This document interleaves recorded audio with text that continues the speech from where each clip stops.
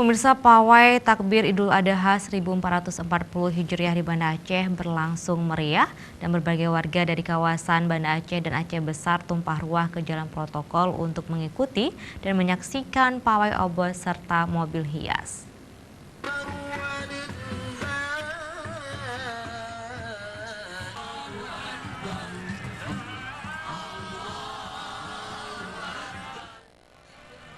Meski diguyur hujan, pawai malam takbiran Hari Raya Idul Adha di Banda Aceh berlangsung meriah.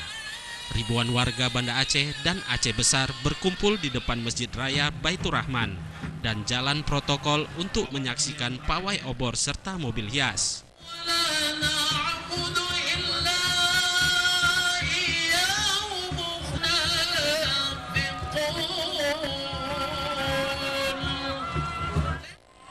Pawai takbir keliling kota ini melibatkan sejumlah instansi di lingkungan pemerintahan Aceh dan seluruh remaja masjid, sekolah, dan pesantren dari berbagai desa di kota Banda Aceh dan Aceh Besar.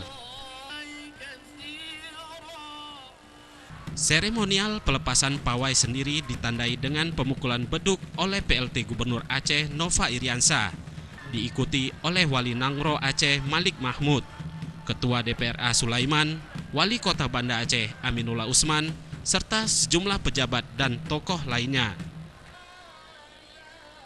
Tim Liputan Aceh TV.